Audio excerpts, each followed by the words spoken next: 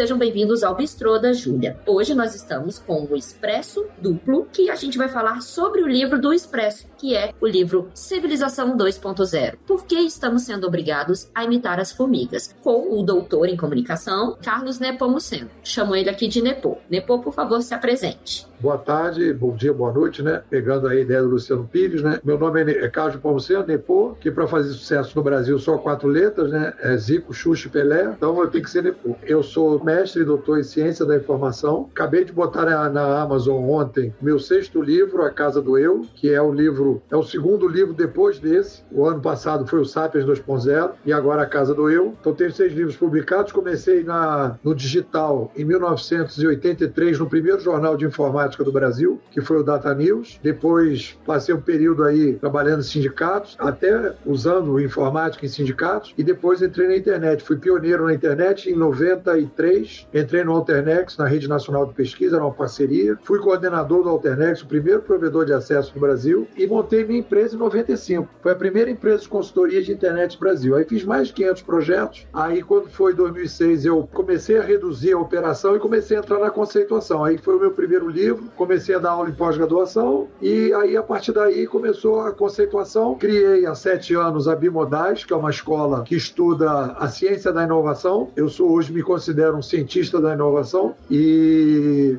tenho publicado o livro. Civilização 2.0 foi meu último livro com editora. Hoje eu não tenho mais paciência para editora não, porque demora muito, é muita burocracia. Terminei o livro, botei na Amazon, acabou e show de bola. Mas eu tive 4 livros publicados por editora e agora os 2 últimos sem editora, direto na Amazon. E aí me diga, quando você acha que a gente começou a mudar essa estrutura? Porque a gente fala muito sobre administração, os modelos de administração, e a gente também fala muito sobre comunicação, e como a comunicação, ela modifica a sociedade, né? O seu livro, ele trata muito disso, desde a escrita, desde a questão da internet, e o quanto isso modifica a sociedade. Me traz um pouquinho, assim, quando é que você percebeu essas entraves e ali daria pra gente trazer uma ciência, uma questão de inovação, dessas estruturas, desse modelo antigo? O livro Civilização 2.0, ele é 2020, se não me engano, é 2022. Então já teve alguns avanços aí na conversa, né? Eu acho que a gente, hoje, avaliando, né, a gente tem, coisa mais importante do ser humano, do Sapiens, é a mente. É o que nos diferencia das outras espécies. A capacidade da nossa mente de criar, de reinventar, de criar novas possibilidades de sobrevivência. As outras espécies são instintivas, nós somos tecnoculturais. Então, o que a gente observa, e aí já é uma novidade em relação até ao livro Civilização 2.0, o que a gente observa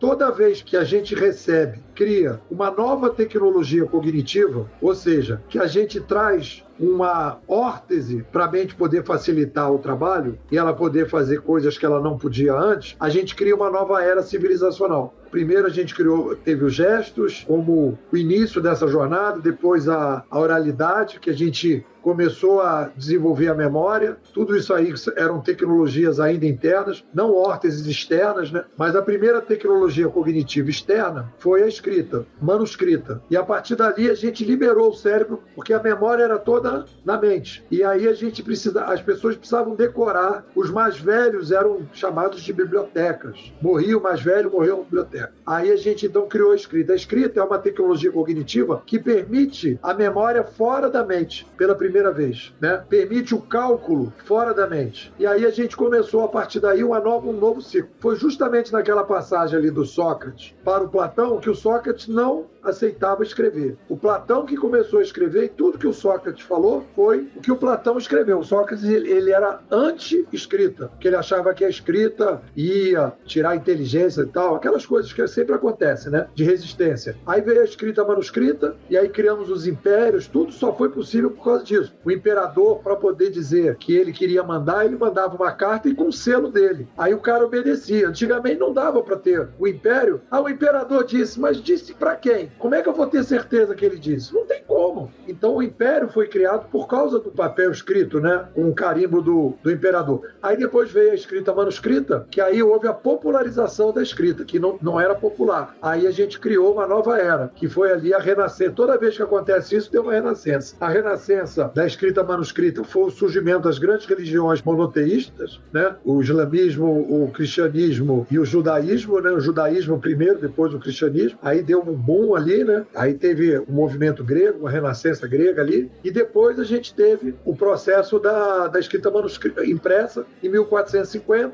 que é uma nova tecnologia cognitiva que permitiu a gente criar o livre mercado, a república, etc, etc. E agora a gente tem, e aí tem uma novidade, a partir da chegada do computador, na década de 40, a gente começa a civilização 2.0. É uma mudança que eu tive. Não mais com a chegada da internet. A tecnologia cognitiva que quebra e que faz a civilização 2.0 ser possível é a chegada do computador, que passa a processar dados fora da mente. Aí eu digo que a gente criou uma mente artificial, não uma inteligência. E aí, a partir do computador, a gente passa a processar coisas fora da mente, passa a armazenar coisas fora da mente, calcular coisas fora da mente, e a mente vai fazendo outras coisas. E vai usando essas tecnologias para se potencializar. E aí a espécie vai criar uma nova era, que é o que a gente está vivendo hoje. Como um exemplo disso, se a gente aprende a escovar o dente e já se torna automático, isso sai do nosso cérebro para a gente aprender coisas novas. É desse mesmo formato de pensamento, né, que vem aí o computador guardando na memória ali, processando coisas novas, e aí ele não seria uma inteligência, ele não cria na inteligência, ele seria uma mente armazenadora, né? Assim. Então, é mais que armazenadora, é uma mente calculadora,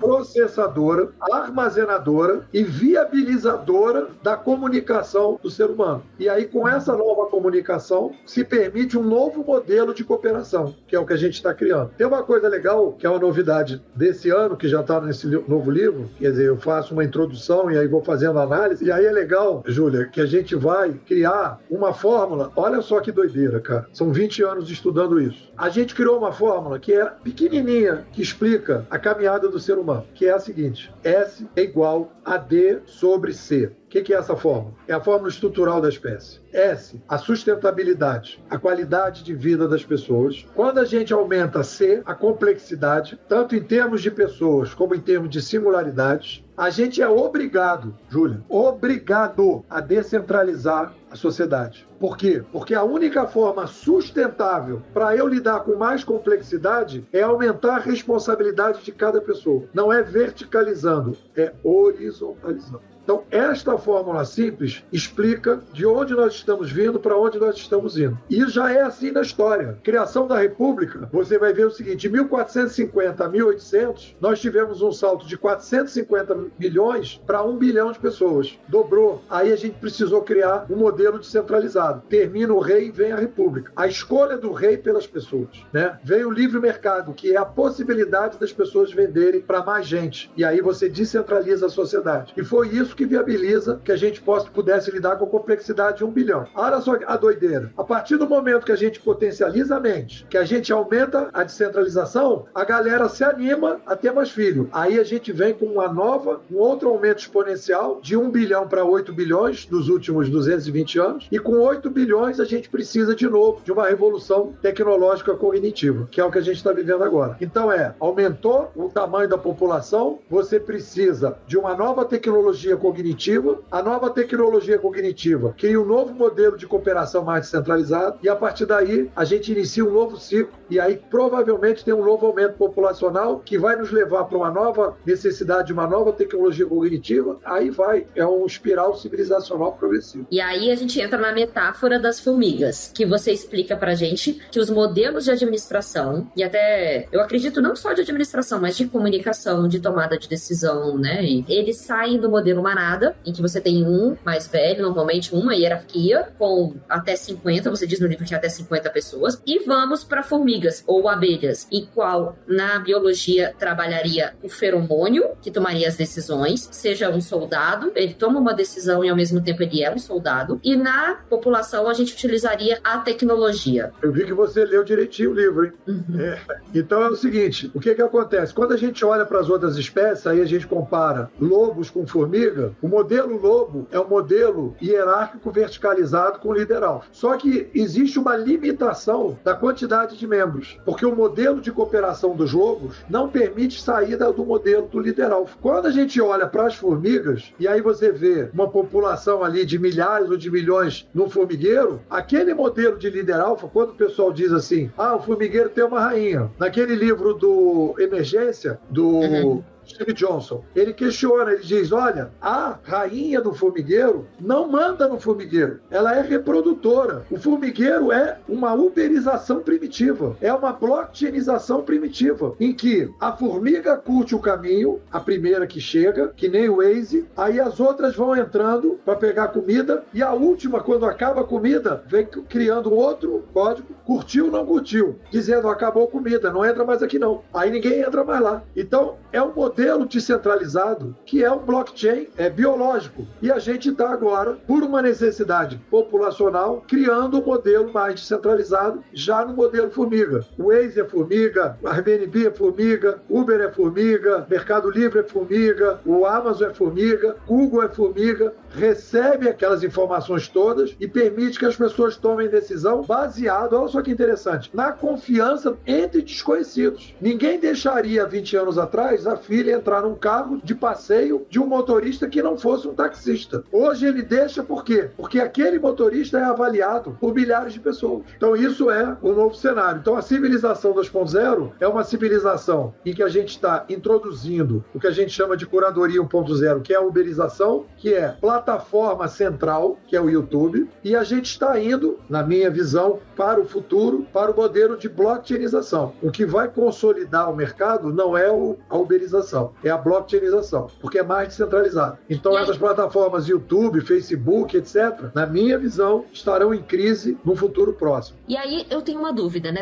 explica um pouco mais sobre essa blockchainização, que é mais fragmentação ainda. É como a IA que fragmenta para dar um dado. Eu tenho dificuldade de entender esse blockchain, eu queria que você trouxesse um pouquinho mais dessa informação. O que acontece? Não é a inteligência artificial. O Bitcoin não é inteligência artificial. Ele tem algoritmos. Qual é a diferença do YouTube para o YouTube Chain que vai surgir? O YouTube é um modelo de descentralização. Você coloca o seu vídeo, então descentralizou, muito bom, palmas para o YouTube. Você vai comparar TV Globo, 20 milhões de usuários, Netflix, 220 milhões, YouTube, 2,2 bilhões, a última vez que eu fiz o levantamento. Olha a diferença. Olha o exponencial que o YouTube permite. 2,2 bilhões de usuários. Compara com a TV Globo e compara com a Netflix. TV Globo e Netflix controlam o conteúdo, para você entender. É gestão. É digital?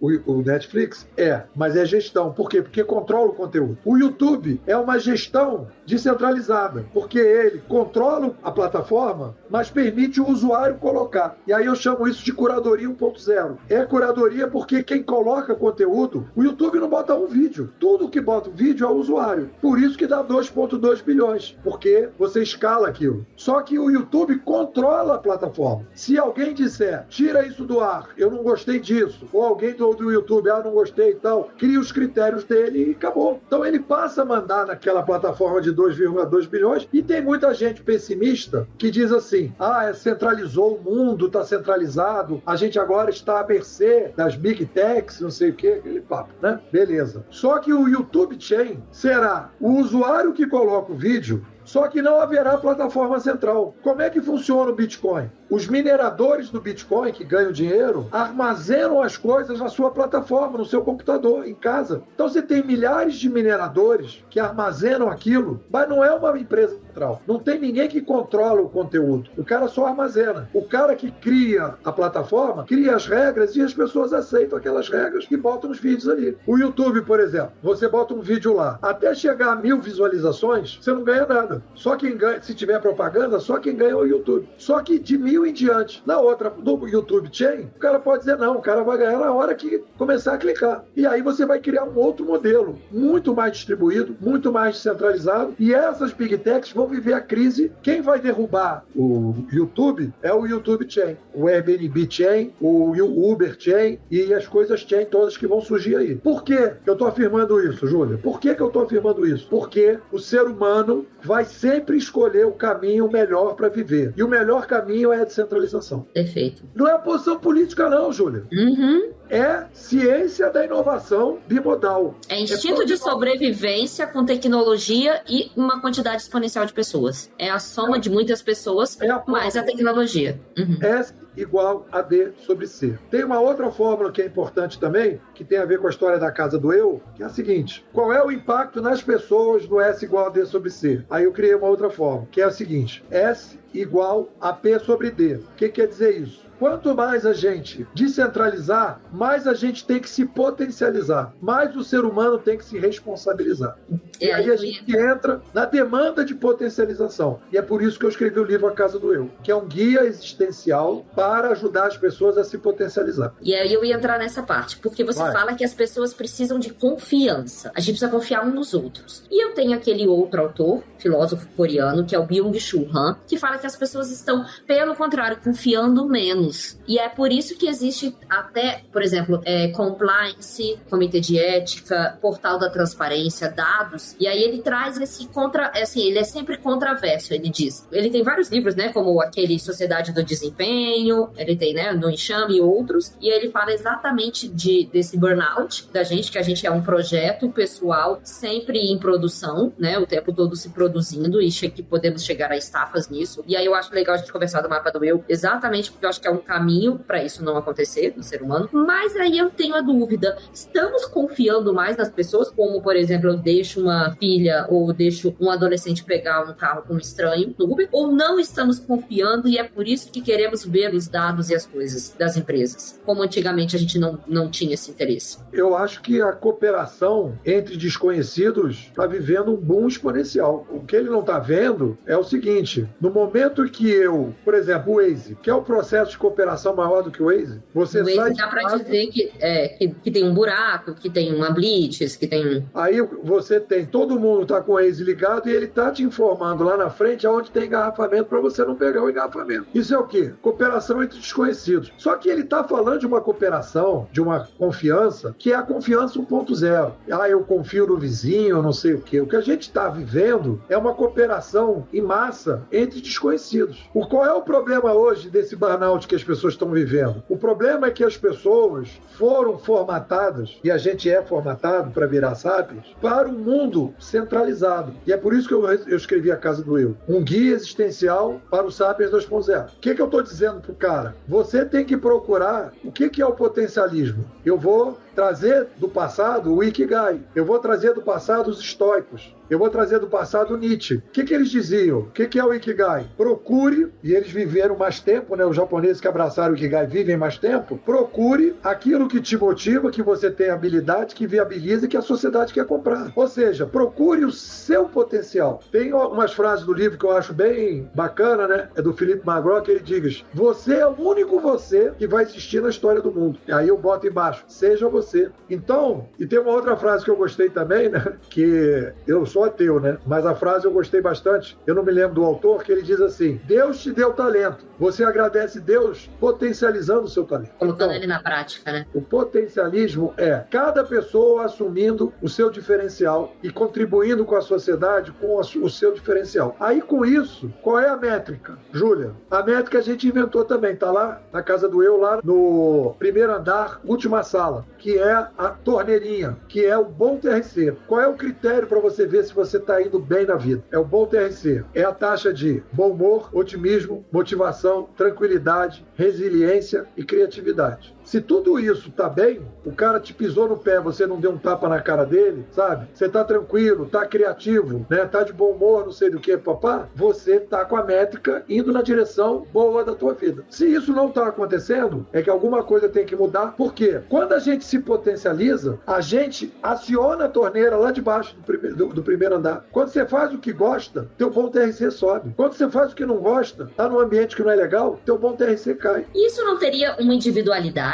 Não teria uma personalidade de cada um? Por exemplo, eu lembro aquele livro do Nassim Taleb que fala do antifrágil, que tem pessoas que levam porrada e aí, assim, eles não ficam resilientes, elas ficam antifrágeis, elas ficam mais fortes do que antes. E aí também eu lembro de um outro autor que é o Viktor Frankl, que fala muito da logoterapia, que é logos de razão. E aí ele fala também exatamente, ele conta a história de Auschwitz, ele conta como um judeu, né, que estava no campo de concentração e que ele percebia pessoas que algumas se deixavam levar e outras não. E ele tentou entender o que a pessoa não se deixava levar num ambiente tão inóspito, tão ruim, quanto um campo de concentração. E aí, com isso, ele criou essa terapia que se chama logoterapia, que é logos de razão. Tendo uma razão, tendo um porquê, a gente aguenta o que vai, né? Tem até essa frase aí, tendo um porquê, um propósito, e que esse propósito, esse autor diz, que pode ser alterado conforme, assim, tempos da vida. Se, por exemplo, eu sou uma mãe e meu objetivo é cuidar do meu filho, ele criou maioridade, eu posso ter outro propósito, posso criar novos propósitos na minha vida. Não estaria isso intrínseco, algo da pessoa, da personalidade dela, do que do ambiente, assim? Como é que eu me transformo nessa taxa de que consigo ser resiliente a me levantar e ir continuando? Eu vejo assim, dentro da ciência da inovação, a gente divide basicamente 2 perfis de pessoas, os inquietos e os quietos. Os inquietos são pessoas que têm capacidade abstrativa maior, gosto de desafio, que eu chamo de barraqueiros de praia deserta. Adoram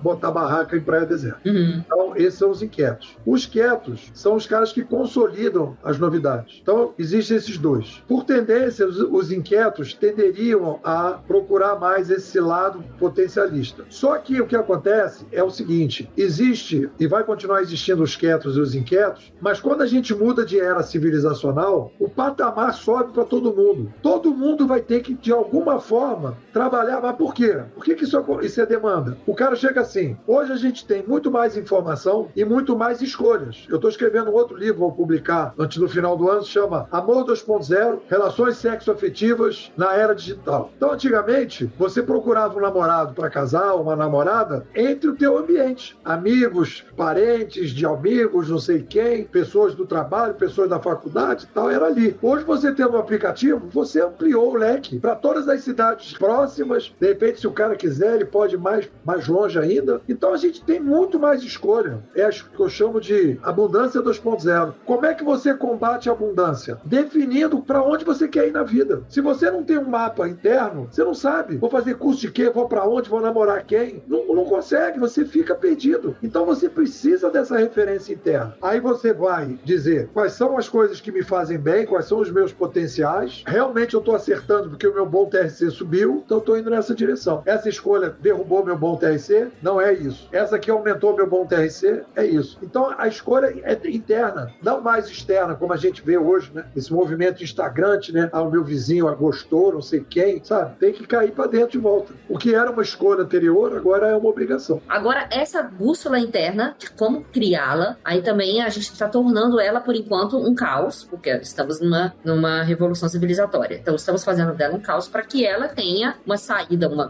basicamente uma zona, estamos todos numa zona de desconforto, para encontrarmos esse eu ali em cima, em algum momento, para poder gerar esse ambiente. Porque como é que eu vou ter uma base nessa taxa, sempre de conforto ou de bom humor, se muitas vezes o nosso crescimento e a nossa resiliência vem de uma dificuldade, de uma diversidade? Porque passada a diversidade, você vai conseguir passar por outras delas de uma forma mais tranquila. Vou dar um exemplo. Nunca passei por um processo judicial. Passar processo judicial, eu vou saber lidar com ele. Tô dando um exemplo bem irrisório. Ou então, se eu trabalhava com uma plataforma, não sabia, depois que eu trabalho com ela, consigo lidar com outras. Não seria um conforto, uma taxa de conforto. Seria passar uma diversidade e depois dessa diversidade saber lidar com outras, tais quais elas. O que acontece assim, a gente amadureceu aqui dentro da casa do eu, a gente diz ali, sala 1, a visão que a gente tem que ter dos sapiens mais realista. Então, por exemplo, uma das coisas que a gente diz o sapiens é formatado. Para virar sapiens, existe uma formatação. As outras espécies têm um tipo de formatação, mas é muito menor do que a do sapiens. O cavalinho que nasceu aqui na frente de casa, ele já nasceu caminhando, ele já nasceu andando e já estava mamando. O neném, o ser humano, para ele começar a caminhar é 1 ano. Então a gente é formatado, então a gente precisa aprender a falar, a gente precisa aprender não sei o quê. Essa formatação que começa na família e passa para depois para a educação formal, toda essa formação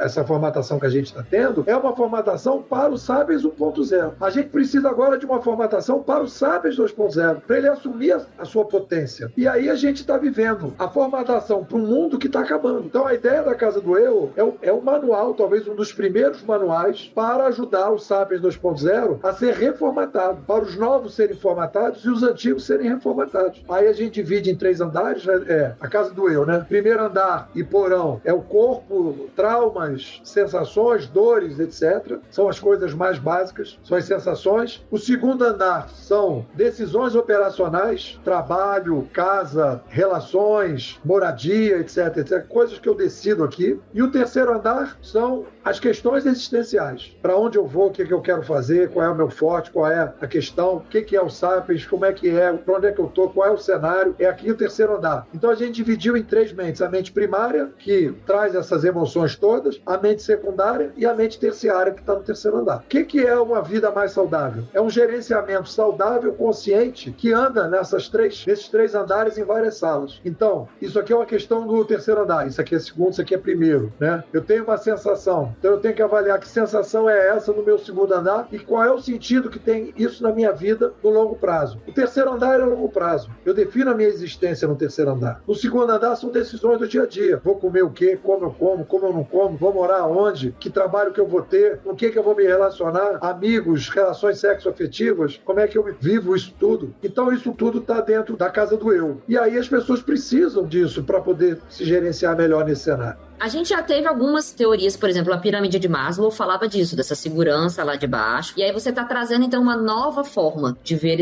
o micro. Isso. O livro Civilização 2.0, eu poderia considerar que ele fala muito sobre sociedade. Então, é o macro. É como lidar no macro com muita gente. E aí você viu, então, uma necessidade de readaptar ou reorganizar o micro, que seria o indivíduo. Na ciência da inovação bimodal, que a gente criou aqui na escola, nós temos a ciência da inovação civilizacional, é onde entra o livro Civilização 2.0. Uhum. Depois a gente tem a inovação grupal / organizacional, é onde entra o livro Administração 3.0, que é o livro antes desse. Uhum. E a inovação pessoal, lá embaixo, que entra o livro Sapiens 2.0 do ano passado e A Casa do Eu. É a inovação pessoal. A gente organizou direitinho a ciência da inovação. Então, quando a gente fala do cenário, a gente está falando de inovação civilizacional. Quando a gente fala das mudanças, por exemplo, que o YouTube vai virar o YouTube Chain, isso é inovação organizacional. E quando eu digo que a pessoa precisa da casa do eu, isso é inovação pessoal. Está tudo bem organizado. Que é uma coisa que a gente não vê muito, é o seguinte: não adianta você criar teoria e não criar uma ciência bem organizada para abrigar essa teoria, porque senão você fica perdido. Então a gente organizou a ciência e colocou cada coisa no seu devido lugar. E aí seriam novas competências humanas para esse novo eu? Eu te pergunto por quê. Tem se falado em soft skills. A falta dele, seja pela tecnologia, seja pelos jovens, seja pela pandemia ou várias outras questões que geraram essa dificuldade, seja de tomada de decisão, pensamento sistêmico, ou lidar com a diversidade. O que seriam essas novas competências para esse novo eu lidar com essa civilização 2.0? Aí a gente entra, né, quer dizer, no desenvolvimento do computador e das tecnologias cognitivas digitais, dentro dessa mente artificial que foi criada em 1940, a mente artificial foi ganhando potência. E hoje a gente tem, na mente artificial, coisas que não eram possíveis fazer antes. Por exemplo, resumos, né? Todo o uso que a gente está fazendo do que o pessoal chama de inteligência artificial, que eu prefiro chamar de tecnologias digitais mais inteligentes. Né? Então, o que está sobrando para o ser humano? O ser humano ele tem que olhar o seguinte: toda tecnologia que chega, ela tapa um buraco e abre outro. A pergunta é, qual é o buraco que está se abrindo? Então, eu diria que o grande buraco que está se abrindo é a criatividade. Da mesma maneira que, quando a gente criou a escrita e a gente abriu mão de guardar tudo na cabeça, a cabeça deixou de se preocupar em memorizar, a memória foi diminuindo e foi ganhando a possibilidade de pensar em outras coisas. Então, a gente está aumentando a capacidade criativa. Então, como é que eu posso, com essas tecnologias, ser mais criativo ainda? E quanto mais criativo eu sou, mais diferente eu sou dessas ferramentas. O que elas fazem, elas fazem. Então, não adianta, por exemplo, quer ver uma coisa interessante? Todos os meus artigos, eu peço para os 6 mosqueteiros: Claude, Gemini, DeepSeek, Perplexity, Manias, Mistral e o ChatGPT. Tem um prompt que eu falo: avalie a qualidade desse artigo do ponto de vista de funcionalidade e criatividade. Eu pergunto para elas, eu estou jogando no mar mais um saco plástico poluindo ou eu estou ajudando as pessoas de alguma forma? E aí elas fazem a avaliação e eu publico junto com a avaliação delas. Ou seja, criar um texto hoje todo mundo cria. Colocar 6 mosqueteiros para avaliar se o texto tem originalidade e funcionalidade, que eu quero ver se o cara tem. Porque eu tenho 2 prompts, né? Quando eu faço uma coisa muito fora do mainstream, eu tenho um prompt, eu falo: olha, isso aqui é totalmente fora do mainstream. Eu tenho aqui, eu peço, avalia ou analisa. Analisa eu não estou dizendo que eu estou diferente do mainstream, não. Eu estou melhorando o que o mainstream tem de maneira diferente. Avalia. Aí eu avalio. Então, o que a gente tem que fazer é ir além. E eu estou tentando ir além. E as pessoas vão ter que ter também essa briga do ir além. Entendeu? E é isso, quando as pessoas falam, a pessoa escreveu o texto, você usou IA nesse texto? Usei IA nesse texto. Você usou IA para fazer isso aqui? Usei. Mas foi ela que fez? Não foi ela que fez. Foi eu com ela. E a mesma coisa, quando surgiu o computador. Você escreveu esse texto no computador? Escrevi no computador. Você não botou na máquina de escrever elétrica? Não. Você usou o corretor ortográfico do computador? Usei. Ai, que absurdo. Usou o corretor ortográfico do computador. Cara, a gente já usa corretor ortográfico. O que é aquilo ali? É uma microinteligência artificial que diz que aquilo ali está errado. Ou não? É uma ferramenta. Sendo uma ferramenta, é uma tecnologia. Mais criativo. Pô, cara, o importante não é se usou ou não. O importante é qual é a qualidade da criatividade funcional para as pessoas. Você está ajudando as pessoas a pensar melhor, a viver melhor? Que é isso que a gente tem que ver, Júlia. Afinal de tudo, é a pergunta que vai para o caixão, no último suspiro meu, você potencializou a Júlia ao máximo e ajudou tudo que você podia as pessoas, um potencial da Júlia? Sim ou não? Se sim, beijo, Júlia. Vai com Deus, vai tranquila. Com Deus, entre aspas, vai tranquila.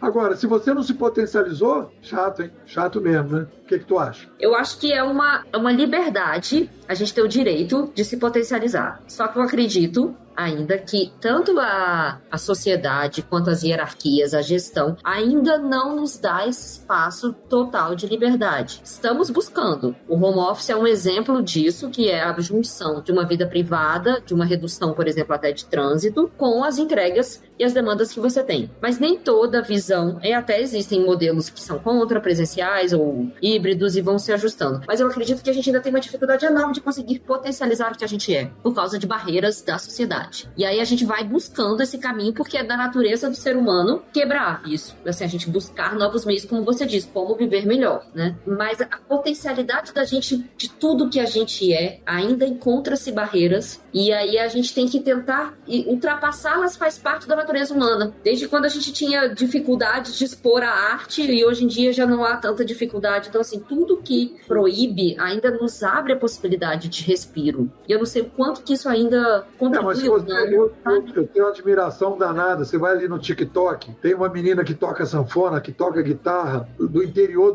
não sei da onde. Ela é maravilhosa. E se ela tivesse nascido há 20 anos atrás, ninguém ia saber quem ela é. E ela coloca lá e ela tem uma visibilidade enorme. O cara que pinta, o cara que toca não sei o quê, o cara que canta. Então, tá pulverizando. Então, a gente está aumentando isso tremendamente. As pessoas curtem, as pessoas incentivam, a pessoa começa a viabilizar a sua vida com isso. Então, com certeza, nós estamos num momento de transição. Só que, se você pegar a quantidade de pessoas que hoje, ela no interior da cidade dela, o pessoal há 20 anos ia dizer, cara, essa menina é maluca, fica tocando essa sanfoninha, onde é que ela vai? Tem que parar com isso, arranjar um marido e acabar com isso, ter 5 filhos e parar com essa brincadeira dela aí, dar um aguenta nela aí. E hoje, aquele pessoal diz, olha, tá vendo aquela menina lá? Ela tem 1 milhão de seguidores e não fala nada, porque ela é conhecida na cidade, ela passou a ser famosa. Então isso é a civilização 2.0. Isso está se pulverizando. E aí você tem gosto para tudo. E cada vez as pessoas estão se singularizando mais. Porque o cara diz assim, eu gosto de rock australiano, daquele conjunto que eu nunca soube que existia, tá lá tocando e o cara vai ouvir o cara lá. Então a gente está se singularizando e podendo fazer coisas que não podia antes. Então eu sou muito otimista. Apesar do... E aí eu vou na linha do Matt Ridley. Eu sou otimista, é um otimismo científico. É que nem o médico que diz assim, você está com esse câncer no pulmão, mas a gente tem um tratamento que você não vai morrer disso. Ele está otimista baseado na ciência e no diagnóstico que ele tem. Ele poderia dizer, olha, esse câncer já está no estágio que eu estou pessimista, apesar de tudo que a gente tem. Então eu estou otimista baseado em ciência. É o otimismo científico. Vale até um artigo isso. É verdade, vale mesmo. Me conta, então, assim, algumas sugestões de leitura, ou vídeos, ou que você sugere alguma série, para os nossos ouvintes terem mais captação dessa percepção de ciência da inovação que você sugere. Bom, tem os meus livros na Amazon, obviamente. Tem o Civilização 2.0, Administração 3.0, Sapiens 2.0 e Casa do Erro. Vamos lá. Inovação civilizacional, eu sugiro ler Cybercultura do Pierre Levy, né? Para não ser desonesto aqui, vamos lá. Cybercultura do Pierre Levy, o Emergência do Steve Johnson, o Otimista Racional do Matt Ridley. Eu acho que isso aí dá uma boa visão de cenário. Quem está no comando? Braverman e Baxter. Então esses aí são o que eu digo que são os fortes para a inovação civilizacional. No Inovação Organizacional, eu sugiro o meu livro, Administração 3.0, que fala da uberização, que fala da curadoria, que fala dos 2 modelos, que as pessoas, quando escrevem sobre organização, é complicado. E na inovação pessoal, eu gosto muito dos autores que me inspiraram muito, né? Tem o Mark Mason, tem a Angela aquele livro Garra, o Mark Mason tem A Sutil Arte de Ligar o Foda-se, tem o Garra, que é muito bom, tem o livro sobre Ikigai, que eu acho que vale a pena ler, tem os livros do Nietzsche, ou pegar alguém que fale do Nietzsche, né, dessa coisa do potencialismo dele, e tem A Casa do Eu e o livro Sapiens 2.0. É mais essa linha de livro aí. Então, assim, fechando aqui a nossa conversa, nosso bate-papo, para esse mundo civilizatório aí 2.0, para esse mapa do eu, né, num mundo tão fragmentado, qual o desenvolvimento que a gente teria, assim? Você acha que criatividade é a palavra? Eu acho que é o gerenciamento interno, ter bases para fazer um gerenciamento interno de mais qualidade, que a gente tem que se responsabilizar mais. O diferencial competitivo é a criatividade, a singularização, então você tem que procurar a sua singularidade, porque não adianta você querer entrar no barco onde você não tem potencial. Então, quando você tem potencial e junta esse potencial com demanda, você vai longe e sobe o teu bom TRC. Então, a coisa vira um espiral, tua vida vira um espiral. Quando você está fazendo o que você não gosta, a vida vira um carrossel ou um espiral para baixo. Então, tem que ter essa perspectiva do potencial, de desenvolver o potencial, de se responsabilizar e, do ponto de vista profissional, aonde essas novas tecnologias cognitivas, que o pessoal chama de inteligência artificial, quais são os buracos que elas estão deixando? E aí entrar nesses buracos, usando elas. Eu tive um barraco esse fim de semana aqui, cara, domingo foi todo conversando com o chat. Eu criei o chat e ficamos conversando o domingo todo. Só nessa brincadeira eu fiz 5 artigos. Tem que saber aproveitar. Tem. É um propulsor de produção, né? Assim, é um catalisador, né? Catalisador de produção. Isso aí. Queria então dizer, para fechar aí, né, que a gente tem uma escola, que é a Bimodais. Pessoal que tiver interesse em fazer contato, né, eu quero saber dessa escola, quero lá, me manda um zap, 21 99608 6422. Vou repetir, 21 99608 6422. A gente tem imersões semestrais, a pessoa entra e participa aí agora recebe os artigos todo dia. Eu produzo 5 textos e 5 áudios todos os dias. Isso há mais de 18 anos, né? Áudios não, mas texto há mais de 18 anos. E áudio há 7 anos. Todo dia eu faço um áudio de 18 minutos. E isso que me permitiu que a minha cabeça pudesse ir cada vez ficando melhor. Perfeito, perfeito. Eu participei dos Bimodais, então eu sou uma das que sugiro vão mesmo, porque muda a nossa cabeça, muda a nossa forma de pensar, inclusive rede, porque eu acredito que seja um dos grupos que mais tem participação de cada um no seu lugar, no seu ambiente, sem brigas hierárquicas, sem necessidade de ego, exatamente a produção científica. Parabéns. Né? Pô, é isso aí. Muito obrigada, viu? Obrigado. E aí a gente vai fechando aqui, então, o nosso episódio do Expresso Duplo. E aí, na próxima semana, fiquem com a gente com um shot de sexta. Obrigada!